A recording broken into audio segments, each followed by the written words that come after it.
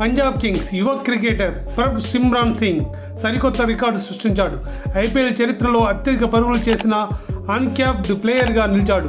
Chennai super Kings సిఎస్కేతో బుధవారం నాటి match సందర్భంగా ప్రభు సిమ్రాన్ ఈ ఘనతను తన పేరిట లిఖించుకున్నాడు.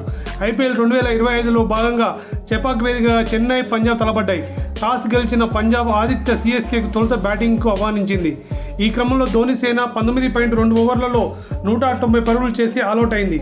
సామ్ కరణ్ 88, డెవాల్డ్ బ్రేవిస్ 32 మాత్రమే రాణించారు. పంజాబ్ బౌలర్లో యుజ్వేంద్ర చహల్ 4 వికెట్లు, 4.32తో చెలరేగగా హర్షదీప్ సింగ్, మార్కో ఎన్సెన్స్ 2 వికెట్లు పడగొట్టారు.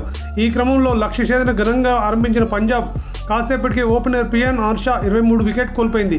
అయితే మరో ఓపెనర్ ప్రభ్ సిమ్రాన్ సింగ్తో కలిసి వన్డౌన్లో వచ్చిన కెప్టెన్ శ్రేయస్ అయ్యర్ స్కోర్ బోర్డును పరుగులు పెట్టించాడు. ప్రభ్ సిమ్రాన్ 36 బంతుల్లో 5 ఫోర్లు, 3 సిక్సర్ల సాయంతో 54 పరుగులు చేయగా శ్రేయస్ 41 బంతుల్లో 72 రన్స్తో అదరగొట్టాడు. వీరిద్దరికి తోడు ఆఖర్లో శశాంక్ సింగ్ 12 బంతుల్లో 23 రాణించడంతో 19.4 ఓవర్లలో పని పూర్తి చేసిన పంజాబ్ చెన్నైని 4 వికెట్ల తేడాతో ఓడించింది. దీంతో చెన్నై ప్లే ఆఫ్ రేసు నుంచి నిష్క్రమించగా ప్రస్తుతం టాప్ 2లో ఉన్న పంజాబ్ తమ అవకాశాలను మరింతగా మెరుగుపరుచుకుంది.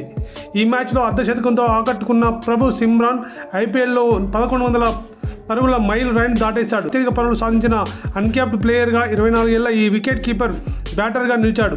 కాగా 2019లో పంజాబ్ కింగ్స్ తరఫున ఐపీఎల్లో అరంగేట్రం చేసిన ప్రభు సిమ్రాన్ ఇప్పటి వరకు అదే జట్టుతో కొనసాగుతున్నాడు.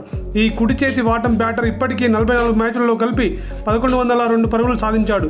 ఇందులో 6 అర్ధశతకాలతో పాటు 1 సెంచరీ కూడా ఉంది.